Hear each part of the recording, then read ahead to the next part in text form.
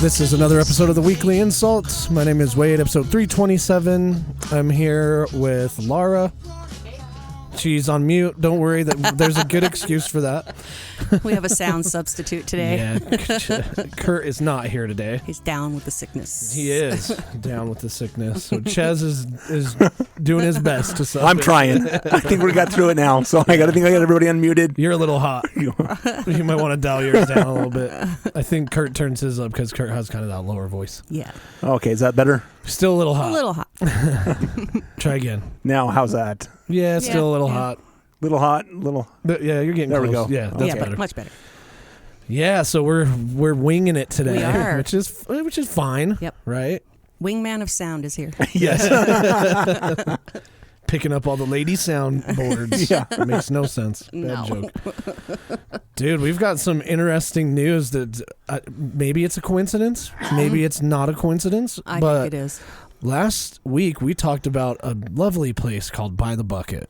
Mm-hmm. And I saw on the Salt Lake City subreddit that it is permanently closed. Oh, bummer. I wonder why. Sorry, by the bucket. Which on the last show, bucket. I said I looked up their website to see if they had what their locations were, and they didn't have one listed in Utah. No. So that explains it. It's closed now. Yeah. So if you ever wanted to try really shitty spaghetti, You can't. you can't. No. Yeah, you just have to make it at home. Yeah.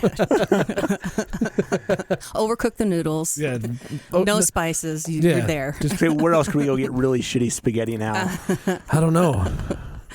SpaghettiOs. Somebody had a Oh, no, comment. SpaghettiOs are great. No, they're disgusting. An occasional can of SpaghettiOs, add a little Frank's Red Hot to it. Oh, my. I can't handle SpaghettiOs, either. man. You gotta go I never SpaghettiOs with handle- meatballs, though. Oh. Even worse. Ooh, even Oh, worse. no, that's delicious. It's probably got cats in it, you know? Aw, Donald no. Trump told us that Yeah. No that kitties we're were eating harmed in the making of we're SpaghettiOs. eating a pets, you know? No.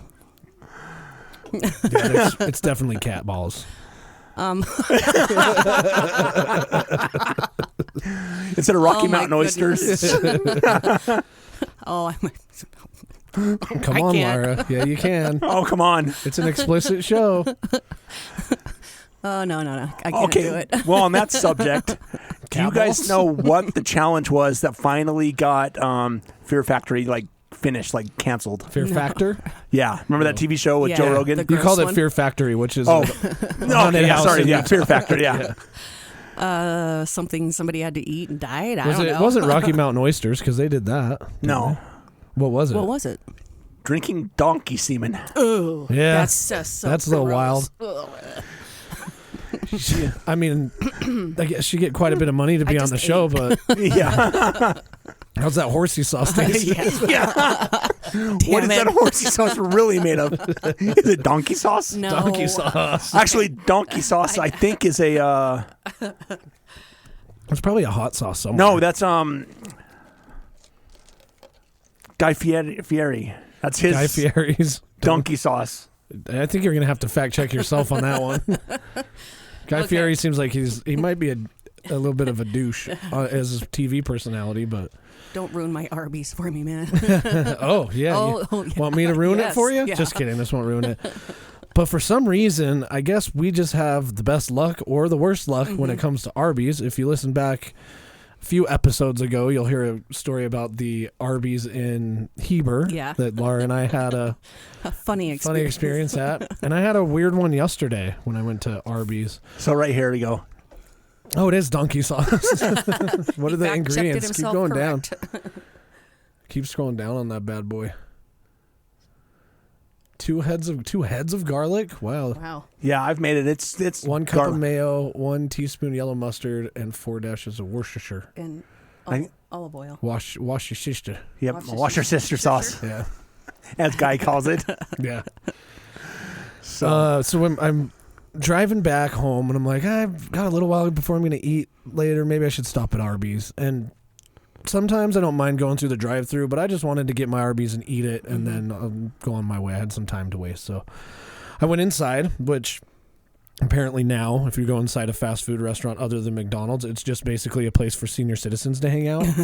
I didn't know that. They got to go somewhere. But they're just treating themselves to Arby's. So I walk in the door, and there's an older couple that's at the register. And I'm not being quiet or anything. I didn't catch them by surprise. Like they knew that I walked in, and all I caught as I went behind him to stand in line is the lady go, "We're just doing this because nobody else is here." And then she turned around and goes, "Well, except that guy." I'm like, what? And then I'm looking at him and just start laughing. And then they read the order back, and it was because they did like, I want a beef and cheddar without the ranch sauce, and I need it to be like this, and I want this done, and I've got a coupon for this. And I bet these poor teenagers working the register are just like, this sucks. Yeah. And so when I went up, I was like, I'll have a number 1, medium. That's it. I'm good. And they gave me a glare. They did. Like, The couple did. yeah, because That's because I know how to order. And they got a bunch of food, like apple turnover things or whatever they have at Arby's. But I did forget to get the potato cakes. I had them. I know. That's why they I was looked late really today. good. I might have to get some. I went through the drive-through instead of going in, Yeah. and I had to wait on my potato cake. So Yeah, that's okay. yeah, You're here. that's when I texted you. I'm going to be a couple minutes late, dude. Yeah. But then it gets even more weird because then I sit down to eat. And I see this car pull up, drop a lady off. She's got papers in her hand, and she just goes straight to, like, she doesn't get in line. So I'm like, oh, I wonder if she's, like, going to work here or what. I don't know. Who knows what she's doing. And turns out she was there for an interview, and she sat down at the table, like, across from me and just stared at me eating the whole time, which was really awkward. Yeah. But I just ate anyway. I thought about eating messier. I was going to say, did you chomp really Yeah, I loud? should just start chomping. And then this lady comes out and she sits down. I'm like, oh, it's an interview, you know? And the lady, like, I don't know if this is a normal interview process for a fast food place because I haven't interviewed for one of those since I was in high school. But she's like, oh, how long have you been living here? And she's like, oh, I've lived here for a couple months now. You know, I'm just trying to get a job so that I can pay my rent. And the lady goes, no, in America. And she goes, oh, 1 year. And then she goes, and you know you need to have all your papers and everything, your paperwork, because we won't hire you. And she's like, yeah. And I'm like, this is crazy for an interview. Inappropriate questions or way to ask the question, I guess. Yeah. Like, you could have done so much easier. Like, you know, you need a valid ID and a passport or a visa. Well, I think it's ridiculous because you said that she asked those questions making assumptions about the way she looked. Yeah, she was a Mexican lady that she was interviewing. Yeah. And I mean, you could probably guess what the other lady looked like. She was an older white female, a little bit bigger. Yeah, Laura just put her arms out. And she was, like, obviously probably the manager of the store. But after that, I was like, all right, I'm done. I'm done with Arby's for today. I'm good. So And actually, you actually cannot ask if they are legal before you offer them a job. I know. That's what I say. That's completely inappropriate. That's what the I-9's for, people. And, you know, I always try to put myself in other people's shoes because what if she's just getting these interviews all day long, you know, and it's that's her job. And yeah, and then, like, you know, after you have 100 of them, you get a little sick of it, I'm sure, but still. Yeah. Why are you the manager at Arby's then? Yeah. If she's having to interview all the time, maybe she ought to look at her, you know, management style. Oh, yeah. I've heard rumors that just fast food places, nobody really wants to work there anymore. Yeah. Because how are you going to survive on a wage from a fast food place? Yeah, you can't. Especially not in Salt Lake. No, definitely not. Maybe South Dakota. I don't know. Yeah, maybe. Or North Dakota. Yeah. Is that where they frack in North Dakota or South Dakota? Yeah. I think they frack everywhere. I don't know if it's fracking in North Dakota. It's something they pay. Their fast food jobs and they pay well there. Yeah, because they're probably always working hard. Yeah, I think it's like they do out in. It's one of the Dakotas. Vernal area. They just do a lot of like drilling for mine or oil. I think it's North Dakota. I don't remember, but one of the Dakotas. Yeah, nothing really happens up there in the Dakotas either. You never hear like a crazy story out of North Dakota. Well, you know what happens in the Dakotas every year? What? Sturgis. Oh, yeah. Well, I guess that's fair. I think that's probably the biggest thing that ever happened in the Dakotas. You're probably right. And Mount Rushmore. Yeah, true. So, another thing, speaking of By the Bucket, which we talked about last week, you can go listen to that episode if you want to hear the full details, and also hear us call this place we're about to talk about to see if they were open. It's called the Pretzel Palace, which we come to find out is inside a Thirst. Or was it a Thirst or was it a Swig? It was a Thirst. We were so excited. Yeah, because pretzel dog. I love pretzels, and I'm very vocal about that. Like, you are. And Laura knows. Like, yeah, we got in trouble. We got in trouble at when we Lagoon went to for eating a Lagoon. pretzel. I know we disappeared and had a really frosty beer and It was an awesome. pretzel. It was awesome. So yeah, I've had the beer garden there. That is a good pretzel. They are good. It's not bad. Served with some beer cheese and some mustard. yeah. Yeah, and you're at Lagoon. We were like hungry and like it's all hot, and it's just nice to sit down. You don't have a pretzel. We got bitched at for doing that. We but, did. But, you know, That's okay. they didn't want to go on the rides with us, so we disappeared. Yeah. No, they didn't want to go on the Colossus. They didn't want to go on the swings either. Or the swings, yeah. So are the swings gone now? No. if they're gone, then they just were removed this year. I hope not. I'd be really sad. I think I heard they removed the swings. No. You don't remove swings. No. So we called this place called Pretzel Palace, and on We did. DoorDash's website, I've looked at it before, and it doesn't say anything about it being a virtual brand or a Right. ghost kitchen. If you don't know what those are, it's basically where another business has a kitchen available, and so they allow somebody else to use the kitchen to make food. You can't go into the establishment and order this food, or maybe you can in some cases, but you know, like they'll create pizza out of a kitchen for Applebee's and call it like Dave's Pizza or something, you know, and it's a ghost kitchen where they're just there to serve you things on DoorDash. And they have all these things on the DoorDash website on their menu, like a pizza dog, a pizza pretzel. They have all this delicious things. And we were like, we're going after last week's show. We're like, we're going.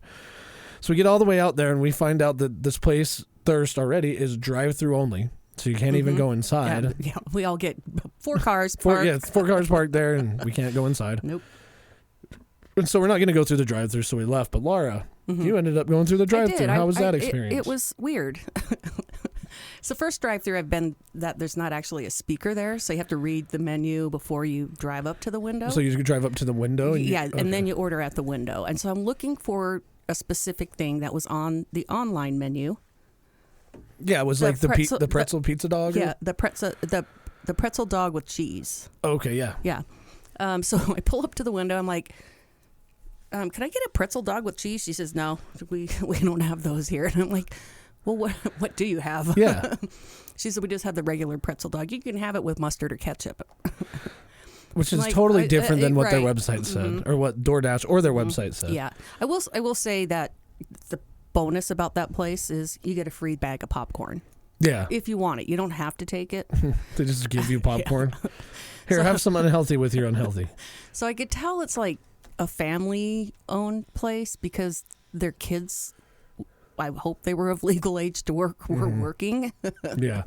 And so, so there's this kid at the window when I pull up. He's running all over trying to get my pretzel dog, and then he brings me my beignets, which were actually pretty good. You were really excited about the beignets. I was. Yeah, because, you know my beignet story. But anyway, they were good. The pretzel dog was not great. Yeah, and it sounds like that place is a bust. It was a bust for me. Mm-hmm. Yeah.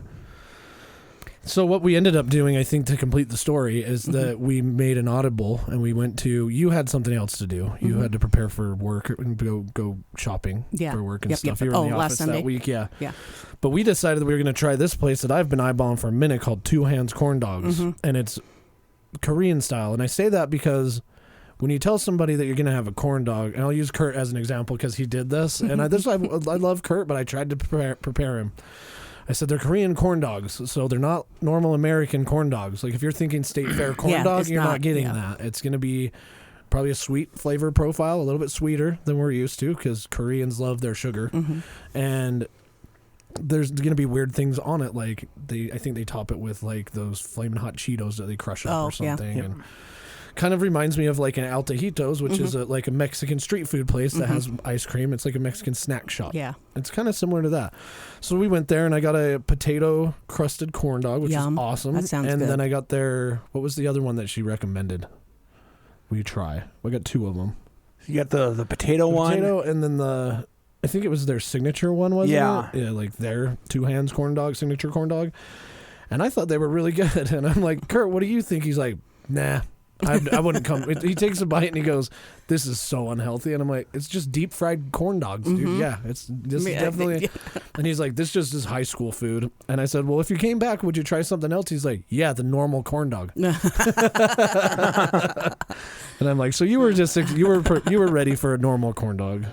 But I thought it was really good. I'm just not eating there more than once a month because the calories on those corn dogs have to be through the roof. And I did just look on Lagoon's website. I did not see the swings listed as one of their rides. Oh, Lagoon. I got to do some Googling on that, too, because they would have announced that, right? I go there I don't go there very often, but when I do go there, that's my go-to ride. I got a thing right here. Why did Lagoon close the swings, Utah 2024? Updated 6 days ago.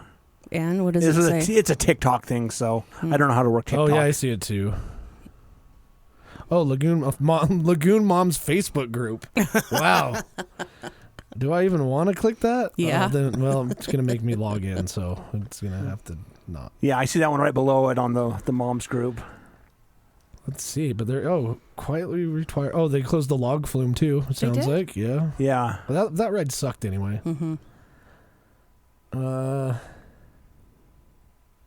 Yeah, I don't know.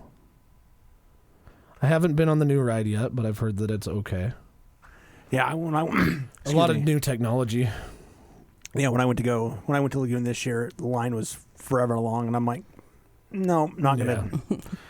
I'd rather go on the Cannibal. That ride rules. I'd already ridden the Cannibal twice before I went to go check it out. I'd ride it like 5 times. We have to. And yours is still the best story. It is. You can find that on a previous podcast too. But we got to the front of the line and the Cannibal broke down on Lars' first time ever going on first it. time. She's all, "Is it scary?" I'm like, "Oh yeah, this ride is scary as hell." Yeah, when I rode it awesome. The first time, I think I was on the 3rd or 4th car for the entire day. Like I was there, like waiting for him to like drop the chain so you could go get in line for it to open. Yeah, it's like I was right there at the beginning. So I rode it twice within. You just go right back in line really quick. Yeah, I mean, I was off the ride for the second time within like 10 minutes of the park opening. Yeah, they're rebuilding them. I'm on the Mom's Face group. Okay. Facebook group. Yeah, they're rebuilding them. That's why. So it's just temporarily closed. I saw something on the Google search results that said they're reassembling the swings now. So maybe they just closed them for this year. And that's speaking of Arby's, that's the only place I usually eat at Lagoon. Do you want to hear Lagoon's response? Yeah. It's actually kind of funny. What's the original post? So it was, "Where is the turn of the century Lagoon Amusement Park? ? Hopefully just maintenance." So they were questioning why. So they messaged their Facebook. Lagoon says, "You are correct. We are waiting on parts for it from overseas." Nice. Yeah. I was expecting more for some reason. I don't know. Yeah. But at least they responded. Yeah, they did. So that's good to see that. Even though I'm not really a fan of that ride, it's good to see that it's not. I don't know. I enjoy the swings. It's kind of cool. It's relaxing after I've been on the Colossus and the Cannibal. This is nice. Well, it's weird because I hate heights, so.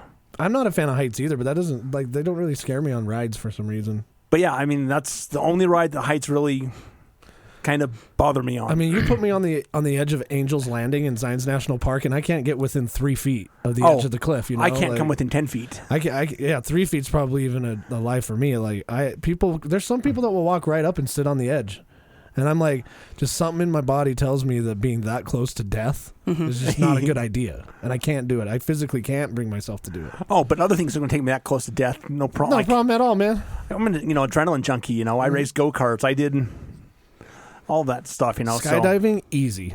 No, I won't do that one. Sitting on the edge of a cliff, no, I could never do. I could probably bungee jump before I would skydive. I couldn't do either. I would never bungee jump. No, because over water. No, water still kills you if you jump from high enough. Yeah. Shout out Golden Gate Bridge. Yeah. Speaking of bridges. Oh, hey, look at that. Man, we're professionals today. Did you guys see about John Bon Jovi?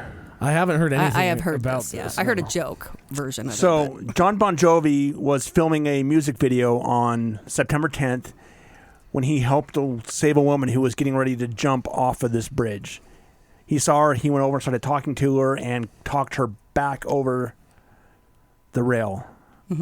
So John Bon Jovi saved a life this week. So Bon Jovi appeared at her side and managed to talk her out of the life-ending decision. Yeah, that's so wow. Yeah. they Way to go, John. They got it all Living on on a video. prayer. Yeah. Or I guess she was. Yeah. Yeah. So Well, thanks, John. There's some videos of it too. yeah, he just calmly walks up and starts talking to her, and Let's see what I want to know what he said. he just started singing. yeah. Hopefully not living on a prayer. Right. So he's walking up to Or her. it's my life. It's my life It's now or never. now. You think he went up and he's like, I'm Bon Jovi, and she's all, oh shit. Or do you think he said, "Hi, I'm John"? Maybe hi, I'm John. Hi, I'm John. Reminds me. Oh my goodness, I forgot about my Arby's today at the drive-thru, and it kind of reminds me of the comment that he made. Mm-hmm. He says, "So how are you today?" And I'm like, "I'm good. How are you?" He says, "I'm good too." But he said, "You'd be surprised at how many people say they're not doing very good." And I always look at him and say, "Well, it's better than being under the dirt." Yeah. Yeah. I'm like, "True, dude." That is. You know what's funny is I don't think very many people ever say I'm not. I guess sometimes, but I rarely get people when I ask them how they're doing Yeah. tell me the truth. Mm-hmm. I think people just by default go, "Oh, I'm good," Mhm. you know, even if they're not. Yeah, But the reality is if you're not, you should just say you're not. exactly. Because somebody will probably brighten up your day a little bit. Yeah, absolutely. You know, don't Yeah. jump off bridges either. No. Yeah, actually, one of the emails that came through for work. It's okay not to be okay. Yeah, Mhm. and it really is. You know, I think everybody in society is like you're supposed to portray yourself as like, and social media doesn't help a lot because you see the best of everybody on social media. They will refilm that stuff multiple times until it's perfect. You know. And it's not like they're just showing you what's raw behind the scenes on TikTok. Those people produce their TikTok videos, you know? And the ones that aren't famous, you can tell because they aren't producing it and the video sucks. You know, they've got like, just to do a 2-minute TikTok or 1-minute TikTok video, they've got lighting equipment, they've got a script written up, they know exactly what they're all doing. So, yeah, it's okay not to feel like you're like them because it's fake, you know? I mean, I have bad days too, and then I try to shake it off, but sometimes I can't. Yep. And I think I've told you before, Laura, huh? I said, "Okay, Swift." Damn right. Then I play "Shake It Off" by Taylor Swift, and my day is just better again. You told me what, Wade? I'll just tell you sometimes, like I had a shitty day today. Yeah, I'm not in the mood, Yeah, you know, same. like especially. I think our friend group a lot of the times is built around giving each other shit, and sometimes that shit is based on truth, and sometimes it's just complete shit. Yeah. Because we want to laugh and make fun of each other. Yeah. But there are some days where it's like not in the mood. I'm not in the mood for Sorry. that. Yeah. I'm a party pooper today. Yep. And that's okay. I'll do better tomorrow. I'm just gonna make a cheesecake. Your cheesecake that you made last night? It was Holy so shit. bomb. I pointed out, I'm like, did you make that? You're like, yeah. Because you know why? It looked store-bought. I know. You need to open the bakery. I do need to open the bakery. I think homemade usually looks better than store bought. It was bomb. I should have I have taken a a picture piece. of it. It always tastes better. Yeah, do you have a picture of it? I do. Maybe we can post that So on what? Instagram or something. So did you put a topping on it, or was it just a plain cheesecake? Check No, this out. It was a chocolate marble cheesecake, and I made the crust out of Dark chocolate Oreos. dark chocolate Oreos, and then it had little tiny mini chocolate chips around the edge. You got to see this picture. It's amazing. Yeah. I'm hungry now. Can you post that on Instagram, on our weekly InSalt Instagram with the episode? Yeah, I'm sure we can. Okay. I don't want to tell people to do it, to go check out our Instagram if we're not going to post anything. You know, I'm trying to avoid Instagram as much as I can right now. Why? Because it's that time of year. What time of year? Yeah, what time of year is it? Well, 'Cause I political haven't figured season. out this. Oh, okay. Yeah. I hate seeing all the political. Well, don't look at anybody else's shit. Just post on our thing. Okay. Yeah. Yeah. You don't have, Well- unless it like creeps into your mind like darkness. Yeah. You're like, oh, if I just scroll one more time.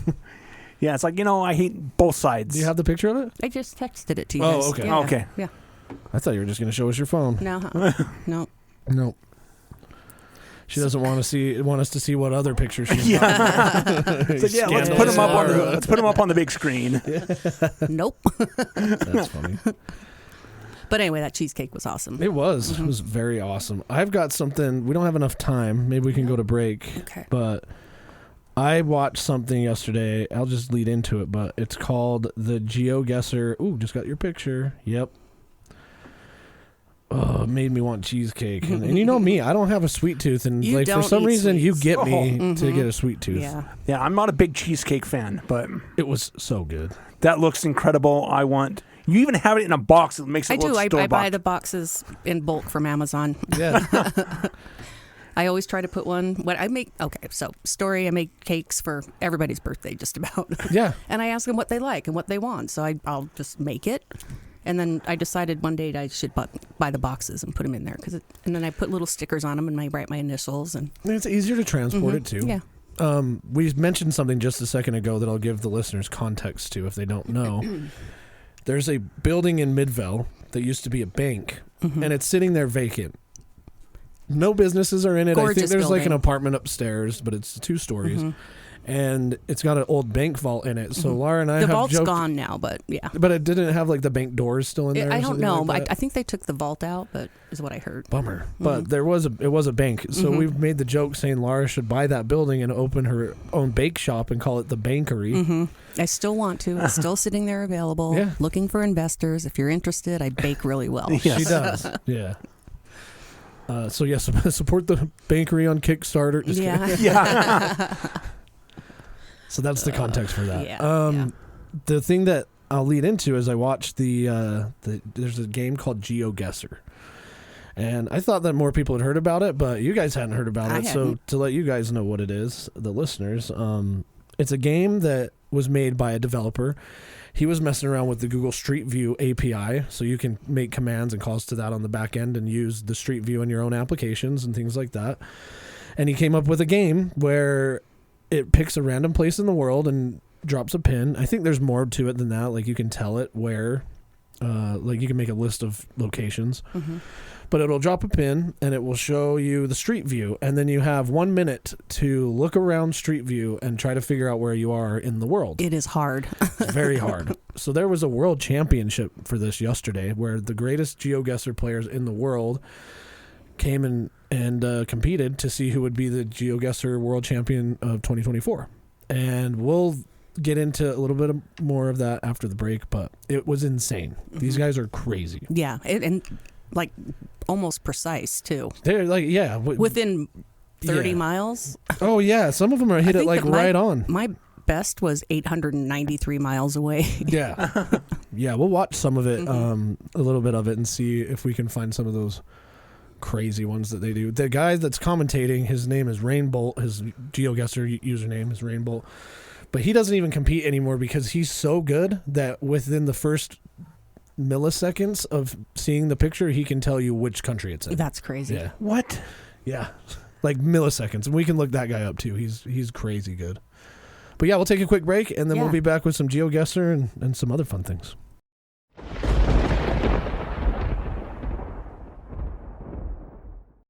And we're back, episode 327 of the Weekly InSalt. We were just talking about the spacewalk. We'll get to that in a minute because I already led you guys into GeoGuessr. I kind of explained it a little bit, and we've got some video here that we'll watch from the championship yesterday. But the way that the championship is kind of set up... Oh, pause it, because you're missing the audio, dog. I was saying, I don't know. I had it paused and it just started. So, you probably just accidentally. So the way that it works is you've got 2 screens. You can see each player's screen, and they're looking at Street View, and they have to guess where it is. And right now, you're looking at a field. He's trying to line up the 5K, isn't he? Whoa, he's found a dirt road Yeah. in the middle of nowhere. And we see when it gets close between the two of them, Blinky is even closer. A couple of inches could make a bit of a Turn it up a difference. little bit. It's obviously just the first round. Why is it so intense? MK's right there with him, though. Both players scanning. Wait, did MK go south? This So one, now Blinky, the somebody one locked person in. locked in. It looks like they're in New Zealand at some little bay. Blinky picks up a decent amount. He's back. that actually makes an opportunity. And he hit it with Oh, wow. pause it real quick, click.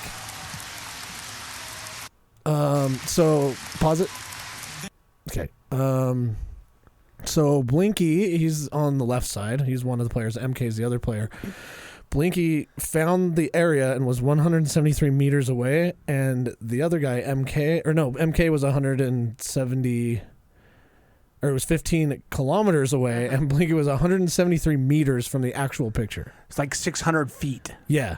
So he got, within a minute, he saw this field with some sheep in it, knew it was New Zealand, found a dirt road, found the bay that it was on, and within 173 meters, he was correct. And He actually had less than a minute because when he locked in, it only allows the other player to have 15 seconds to hurry and find it. So with that explained, we'll just watch like another round, and you'll see what happens here. They all have. Yeah, basically they drop. You have to figure out where in the hell you are in the world. Yeah, and it can be anywhere. Anywhere. Yeah. No clues. Yeah, and so this round, I think they have no moving on. So I don't think they're allowed to move. They only have the one photo. All right, So let's press, see. yeah, press. Fully MK switch back last second there. Oh my God! But And MK it's for style points. It's for confidence. It's for intimidation. So round 2, yeah, game mode is no moving, so they can't move with the arrows. Round 2. 1.5x damage. Let's talk that about mean? it. That means that We're gonna be back in grip here. if you miss by a certain amount, it'll take that number and then times it by 1.5, so you do more damage the longer you play. Got ya. Don't. So he already locked in somewhere in Bulgaria. I don't know how he randomly figured that out. Bulgaria. There's a Bulgarian flag. Oh. Yes. Right there, if we saw. And wait, we see in Italy. Wait a second. Wait, is it? Is that the right call? He's found the city. Oh, and so Oh, yeah, wow. let's see how close he is. 120 meters away. That's And the 5K is the best score you can get. Wow. Meaning you're close enough. Yeah. that's insane. How quick, and like I was trying to explain it to somebody and they're like, there's no way people can do that. You're watching it and this is like real time, Yeah. how quickly they find it. There's one coming up too that's like a dirt road. That was as fast as an MK guess, but So round 3, no moving. They're on a road with a white line and trees all around A it. couple of motorcycles. Yeah. Right here. That's it. Let's see how long it takes them. I'll look at the clock. Yeah. So a minute on the clock. Time here. Okay, it's Time counting starts now. One is still no move. They're going to be spinning to win. Let's see if they can find any clues. So somebody's already zooming in I think he's right. Malaysia. He's right. I think this is Is that Singapore. Singapore? How the heck do they know that? Has he found a diamond in the rough? Wait, I think that- a close yeah. location, but is there a false clue? Oh, no. Is it possible? Make it stop. He's the other guy's in Poland. MK! He got within 6 kilometers of it, guessing Singapore, dude. And you guys saw that, right? Uh-huh. It was a grassy road. Yeah, it could have been anywhere. So there are some tricks that they use, and this is why I got like sucked into it, is because the Google car is different depending on what country it's in.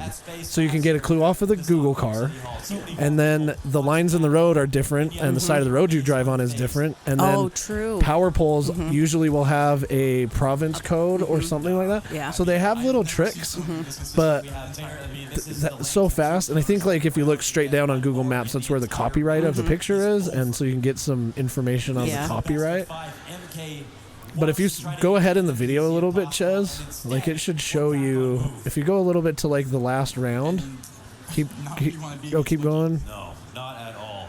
And the fact is, like, Blinky Keep just going. talked about the drastic differences in guesses when it comes to South America. So it's 2-1 right now, Massive opportunity here and at Blinky the is in the Maneuver. lead. If you keep going, Yes, for a big country to get big points. scroll, just put your mouse cursor. Oh, go back a little bit. Keep a little more. A little round of applause. So what I'm trying to get to is okay. Actually not small for This is good. a second round.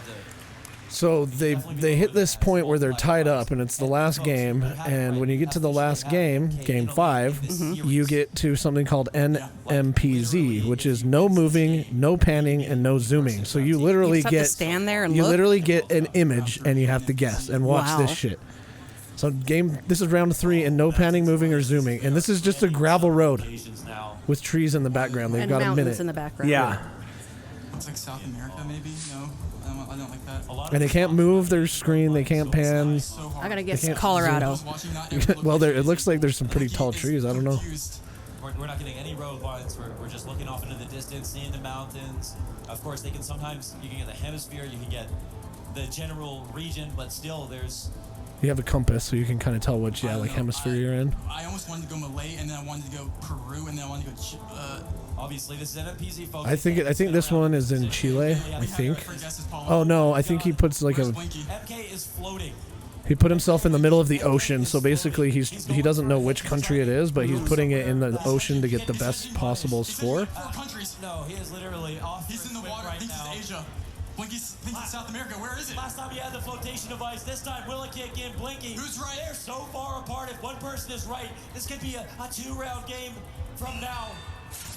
Oh, that's gonna stay. He got Peru off of just looking at the image. 3,600 after the multiplier. Yeah, that's crazy. And I know that you guys as a listener, you can't really see this, but look up the GeoGuessr World Cup Grand Finals, and it's amazing how well they can do off of just so little information. And then I thought about this too. I'm like, what? I bet you a lot of these people get jobs with their government because how often does a picture get leaked, or somebody takes a picture on their phone and then the one guy who's commentating, one of them, his name's Rainbolt. And you can look him up if you want to, Ches. This guy is insane. I don't even think he competes anymore because he'd blow everybody out of the water. There's like people be like, oh, I want to know where this picture of my grandpa was taken, and he'll spend 30 minutes and he'll find exactly the location of where that picture was taken.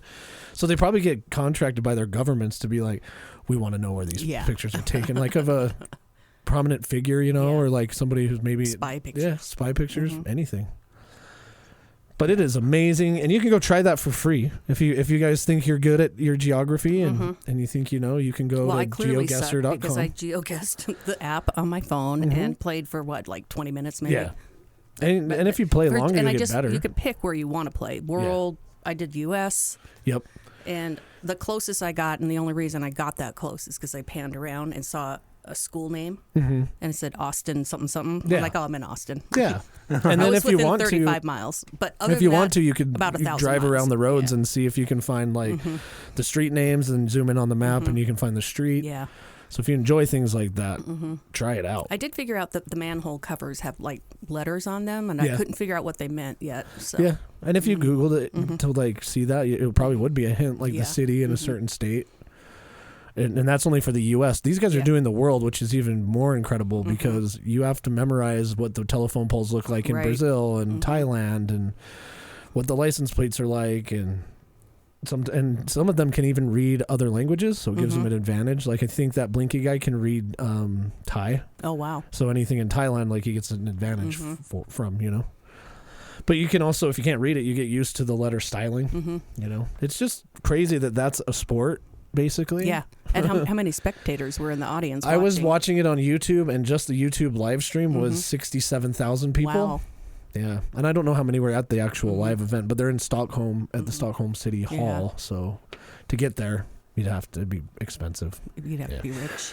Unless you're competing and they fly you out there, because they want the best of the best. So that guy is the 2024, Blinky is the 2024 champion. Way to go, Blinky. Apparently, they're accusing Rainbolt of cheating for years. Really? How could he cheat? They said he's written a script that that'll identify the photo and get it there. Yeah, and it depends on what you're trying to do, right? Maybe he's not trying to be the best in the world or compete. He just is trying to find pictures for people. Yeah. There's another guy, GeoWizard, who does the same thing, but he has a huge giant Google spreadsheet with pictures in it of people that just have sent him things saying, my mom took this picture on a vacation and she passed away last month. I want to go take the same picture. In the same spot. In the same spot. And he'll find it. And it's really interesting to watch his process. GeoWizard does a better job of explaining how he finds everything. And he actually will use Google and reverse image lookups and things like that to figure out what things are around it. But when he finds it, you're like, yep, no doubt about it. That's exactly where that picture was taken. Okay, Wade, you might be able to chime in a little bit about this. Sure. So they say if you know a little bit about coding, you can easily write a script that every time a map loads, it'll show you the exact coordinates along with the country, city, and street of the location. Yeah, because using the Google Street View API, you have to tell it where you want it to drop the pin. So GeoGuessr, the game, already knows, and I'm sure that during its communication, you can intercept that. So you could already get the coordinates and then kind of know where you're at, and just easily on another screen have it pop up a normal Google map with the pin right where it should be. Yeah. But that's only if you're competing in this thing. And you can play this with your friends. You can play against your friends and see if you can beat them. But I would think in a situation like this where they're doing it live, I would think you couldn't cheat. There's no way. Yeah, I would think it would be almost impossible to. But he is very knowledgeable, and I think that's why he commentates, because you heard him talking that as soon as because in this format we get to see the image before the players do, so that he would show the image to us on the full screen, and then when it divides into the 2-player screens, they haven't seen the image yet. So that gives him a chance to tell you, like, I think we're somewhere in South America, and they've got headphones on with music. They're playing music with the headphones on, so they can't hear what's going on outside in the arena. You know, so it's kind of like when you're watching the World Series of Poker. Yeah, and they're commenting live about what the players have. And yeah, they can talk about the picture and what they think it is, but it doesn't give the players any information. They just hear like music in their headphones or whatever they want to play. I was trying to, trying to figure out the creator was Anton Wallen. Yeah, I think so. Yeah, I looked it up, but I can't find his net worth. I'm always interested in like. How it got invented is actually really cool. He was just messing around with Google API, and then he decided, it'd be cool if I could randomly select a location, and then I could try to guess where it's at. And it basically ballooned into this company. Like, it caught on YouTube and live streams and stuff, and people found out that they would really enjoy it, and they can get really good at it. And so he ended up making a company, and his company, GeoGuessr, hosts this world championship every year now. And I think it's in Stockholm because that's where he was. Yeah. Yeah. That's where he built it. That's crazy. It is crazy. Right? Yeah, just when you think Creative you know minds. your geography, you watch that and you're like, I don't know anything. Yeah, me either. I wonder how those guys would do it playing Where in the World is Carmen Sandiego? Probably wouldn't even be fun. Right. I don't know, different skill set though, right? Because they're using image cues to determine location. And instead of using trivia to answer questions. And yeah, who knows? Maybe they'd be good at that too, though. So, Ches, you were talking about this spacewalk thing. It's got you excited. Yeah, so apparently SpaceX on Tuesday launched 4 astronauts into space, all like privateers. So meaning they paid to go on a space ride. Yeah. And they did the first like non-government private spacewalk. So, and this was the first time since the last moon landing. Yeah. Or this is the furthest man's gone out into space. Since the moon landing. Since the moon landing. Okay. It was, what was it? Where'd they go? Just space. Space. No, you said they walked something? No, they just went outside the capsule. Yeah. They like left the capsule. Okay. Yeah. I got you. So apparently there isn't like an airlock in the capsule. Yeah. So like everybody was like exposed to the vacuum of space during the flight, during the spacewalk. Oh, okay. Okay, interesting. So yeah, so like everybody had to have their suits on, and like they were out like spacewalk. Wouldn't it be a space float? It basically is. Yeah, but they call it a spacewalk. Okay. Yeah, because I mean, do you think about a spacewalk? If you're outside of the ship and you accidentally push the wrong button or you push off of the ship, you don't stop moving. You're just gone. Yeah. You're just gone. I think they're tethered, but I'm sure they are tethered. But yeah, if you broke that tether, yeah, you're sort of just like out bungee there. jumping. Yeah, it's like bungee jumping. I wouldn't do a spacewalk, dude. That's gnarly. Mm-hmm. I might. Well, again, I wouldn't go to space, as we know. I would go to space for sure. I'd experience weightlessness. I think that'd be fun. Yes, they went to a maximum altitude of 870 miles. That's a long way from home. Huh. Even though it doesn't sound that long, but it's just straight up. Like, how far up is space? Yeah. Like, how far up do you have to go before you hit space? Which, that depends. I mean, it's on what? 62 miles. From where? From here? From Earth. The ground of Earth? Yeah. Or the... This is probably from sea level. Mm. But, I mean, even then, I mean, what's the height of Everest? I mean, 20,000? I don't know. I don't know either. Do you have the technology to find that out? Let's just ask ChatGPT. It's funny because Shelby, who's been on our show before, her birthday was yesterday, and I had ChatGPT write her a birthday card. Oh, you did? Because she does autopsies for a living. Oh, I can't wait to hear this. Did you read it? No. Oh, you didn't? Okay, I'll read it. Well, Ches is looking that up. Okay, so the height of Mount Everest is 29,000 feet. Yeah, which is roughly how many miles? A little under, I mean, you're looking at 5,280 miles feet per mile. Yeah. So I'm almost in ChatGPT. I can ask it. So you're almost 5.5, maybe? I was going to say 5 something. Oh, I deleted it. Dang it. Oh, bummer. Yeah. I could probably just ask it again. Oh, your birthday card? Yeah. It was funny. It just made a lot of puns about working on dead people. Oh, yeah. Yeah, it said, like, hopefully you don't have many work calls today because nobody wants their birthday to be interrupted by a body. And then something about, like, a Y incision. Like a Y incision for, like, your chest. Yeah. Oh, yeah. It just made a bunch of puns. That's fine. How high is Mount Everest? 5.5 feet or 5.5 miles. Roughly. 5 miles, okay. Yeah, so 62 miles is space, which that's not that far. Mm-mm. We're all in the edge of space, basically. Mm-hmm. But Well, yeah, that's that's- like 6 times Mount Everest ish. Yeah. If my mental math's working today. What were we going to ask ChatGPT? I forgot. That's okay. Yeah. Okay. I have a complaint or just a comment. Today it is 101 days away from Christmas. Okay. Is way too early to have your Christmas lights on. Yeah, I'm I just agree. saying. I agree. Some people leave them up all year. Somebody just put theirs up in my neighborhood, and I'm like, we haven't even gotten past Halloween. Yeah. Well, usually there is Halloween, and then right after it's just Christmas everywhere. Yeah. They skip Thanksgiving. They Yeah. did. They skipped. They skip Halloween. They skip Thanksgiving. Yeah. Every So I was year a little people bit skip floored. Thanksgiving for Christmas, though. Mm-hmm. I mean, we all celebrate Thanksgiving, but Yeah. people just go, I think, like after Halloween, they just put up their Christmas lights. Yeah. So Christmas lights should be like wearing white in the spring. Don't put them up until after Halloween, please. Thanks. That's okay. That's your rule. I was Yeah. going to say, when is it okay to put up Christmas lights? After Halloween? After Halloween. No, after Thanksgiving.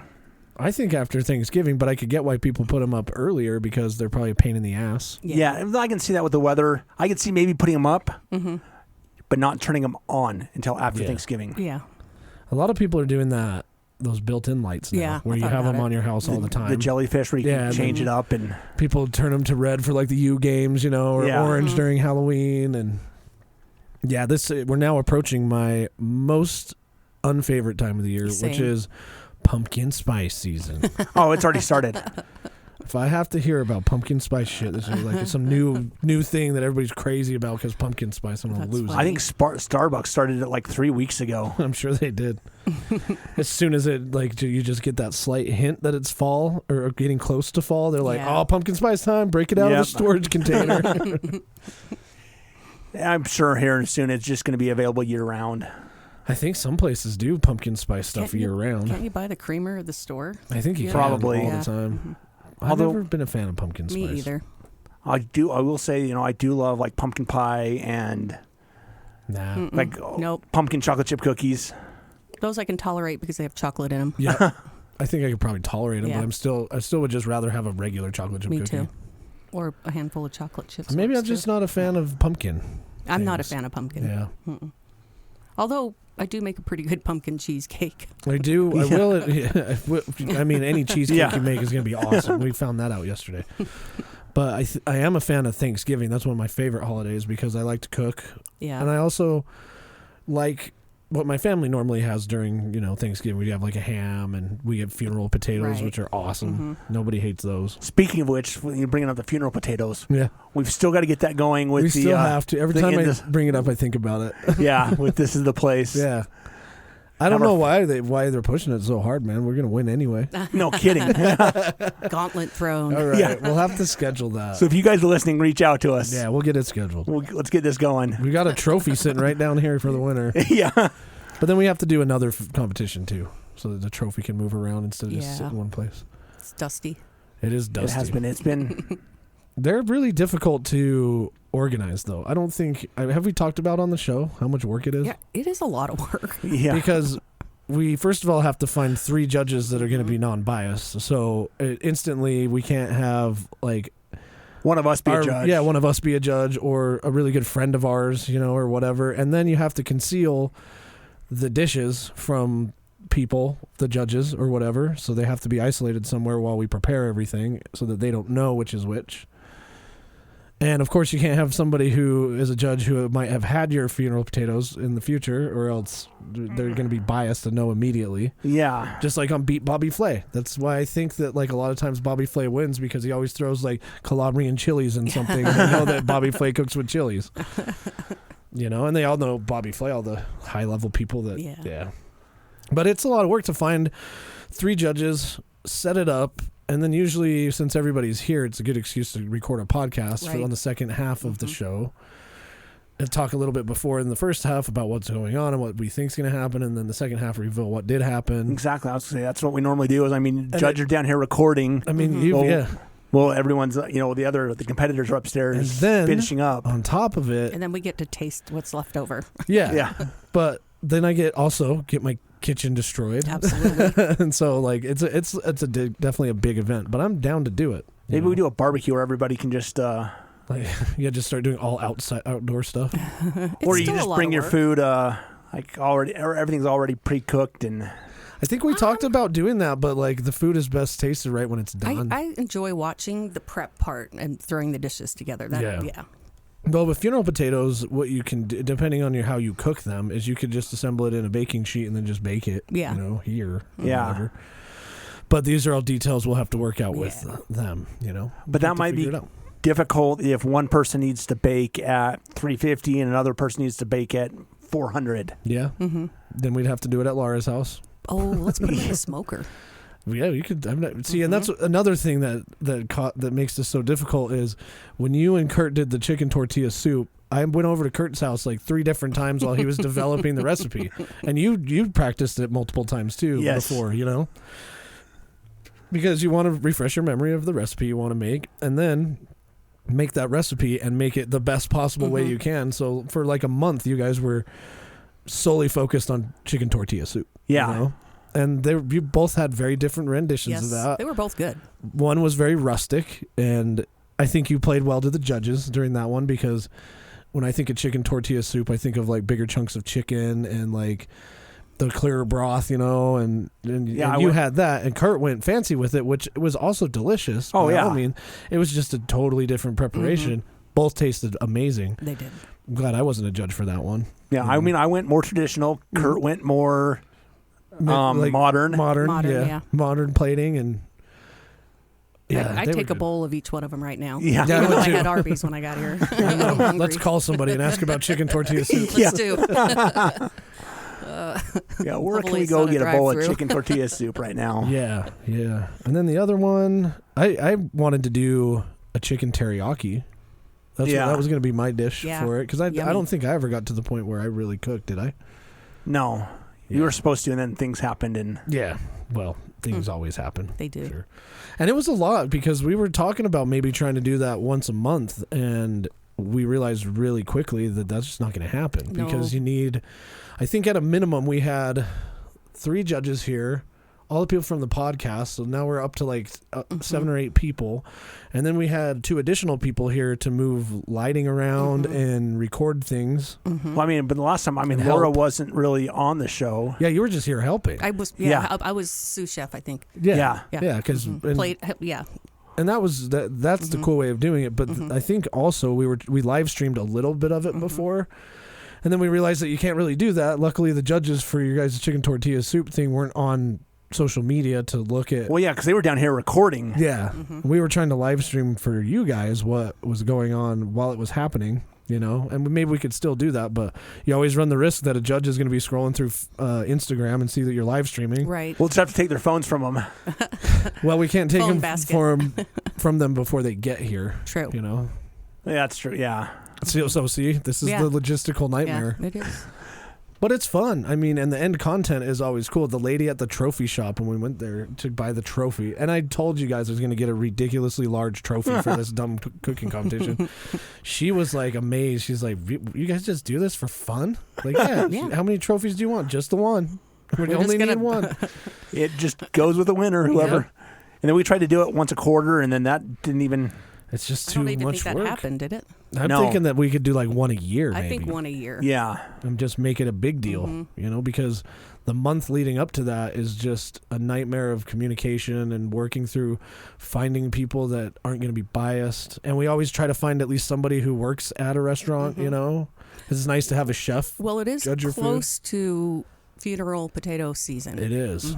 Yeah, so maybe we should wait, because we don't want to funeral potato everybody out before Thanksgiving. Right. Are you saying it's because a lot of people die this time of year? Maybe. It's holidays. Oh, okay. Funeral potato season. Yeah, They're just dying to get some funeral potatoes. exactly. Yeah, we'll work it out. We can work the details out. It's just a matter of staying on the schedule and making sure that we want to do it. And it's hard because a lot of those tasks can very easily fall on one person. And when that happens, it's very difficult to stay motivated because you're constantly on your phone and calling people and trying to set up a date. Like I think the last one we did with the chicken tortilla soup, I had created a whole production schedule for that where we knew exactly what time you guys were going to show up, exactly what time the judges were going to show up, when we would start recording, when we were going to have our break so that we could give the judges the food. When the food and needed then to be ready. Yeah, when the food had to be ready by. And plated. Yeah, it was a whole thing. That's like basically getting into live TV production where you have to have call sheet times and you have to have people there at the right time. Producing a movie or It's like a Food Network event. Totally. Yeah. Yeah. And the more planning you do in the beginning, the better chance you have success. And even though we planned as much as we could on that one, there were still weird things that would happen. Like one judge was running late, and so now we're trying to record, but we got to wait for them, and you don't want them to show up to the front door. They got to go in through the garage because they can't go up to the kitchen. Now I understand why on like movie sets you have call times because you want as few people there as necessary during their specific times. Yeah. Because it just Otherwise, would be it just get in the crazy. way. Yeah. But we did a good job, I thought. We did. I think we did a really good job. I think that's something we need to restart, I don't know. Chaz just loves Resurrect. creating more work for me. Yeah. I'll put you as the production manager this time. You build the production schedule. I can help find some judges, I'm sure. But I think this, with doing the funeral potatoes against another podcast, is going to throw a whole new element in. Yeah, it will, for sure. Because then it's all of us combining to make one recipe. Yeah. Yeah. So Yeah. And they'll have to have some people that they want to come judge because we just can't pick all the judges. No. And I can't judge because I'm part of the podcast. I am, but I could be impartial. Yeah. I pinky swear. And until somebody loses, and like pinky swear my ass. Yeah. But that means you would have to be out of all the... You couldn't cook. You I couldn't be couldn't do involved at anything. all. Yeah, You just have to I'd show rather up. be involved. Yeah, So- you wouldn't be able to be involved in any of the prep. I mean, any of the pre, like where we're all making our own and then trying all together to... This is why some people think I'm crazy when like a lot of times we'll get the comment that the Weekly InSalt is a really good podcast name. And I'm like, yeah, I like it. I think it's great. It's very contextual to Salt Lake. But do you know what we went through to get that name? We probably went through 8 hours of meetings at my house or on a Zoom call or something. Oh. Just bouncing ideas around and people getting mad. Like, you're not listening to any name. You're just going this direction. And it's like, okay, let's take a step back. It's just a name. Like, let's just keep going until we feel that it's right, And then people... I'm glad you guys did that without people before I being came on the show. really convicted of like, I think we need to do this because of this. And I personally didn't even want to go with this name because I didn't want to make it restrictive to Salt Lake City. I wanted to be able to talk about anything, but it's kind of a good compromise because it is Weekly InSalt. You could say that's in Salt Lake. Or you could just say it's an insult, like we kind of clown on each other, and make jokes. So it's a good play on words, but yeah. And then on top of that, I spent, a couple $100 getting the logo designed. Yeah. And then it was a talk about how we should design the logo. It all just takes time. And then we'll have to we should just come up with a special logo for our food competitions, make that its own thing, The Weekly Insalted. And I mean, our logo does have the little salt. Yeah. Dropping the salt in, It would work. I think when we did that, we're like, that's awesome logo design. Plus, it always plays into like our love of food and things like that. So you heard it. Yeah. This is a place. We're ready. Gauntlet thrown. Chez is going to be the production manager. No, we'll work together. We'll figure it out. Yeah. And we've been talking about this for 2 years, 3 years now? Mm-hmm. Oh, yeah. It is time. Yeah. Well, even if we just did a food event, I'd love doing our food events. Yeah, I think another thing that was always hard was coming up with what to do, like what to cook. Yeah. And we kind of came up with the rule that if you were the current reigning champion, then you got to decide the dish. So I think you got to choose. The challenger got to. The challenger got to tell you what you wanted to make. Yeah, that's kind of like in Beat Bobby Flay. The challenger comes in and says, "Okay, this is what we're cooking." Yeah, This is my signature dish. Try to beat it. Yeah. So. And it is fun because you get a chance to focus on one thing, like one dish, and then really refine it. Yeah. Because I think that if I ever was like, man, I got a craving for chicken tortilla soup, I'd just call you up and get your recipe that you used that day. You know what I mean? Because you've done how many versions of it? And Kurt's was good too. I wouldn't mind cooking that one up. He did a lot of like high level technique. Yeah. Like confying things and like making a really rich like broth, blending things together, and then putting like some nice little thigh meat on top. Yeah. It was great. It was delicious. A lot of work, but Or I just made a classic chicken stock, and yep. I mean, yeah, it still took 6 hours. Yeah.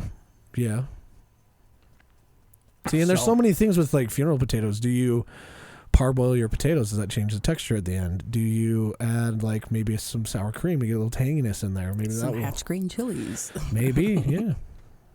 That's a good one. There's a lot of directions to go. Or do you roll them up and deep fry them like they do at the garage in Beck? I love those. And that place is reopened now, so We'll have to go back. Oh, yay. We should go back before it gets too cold. We should. All right. We'll call the garage. Yep. Get them on the phone.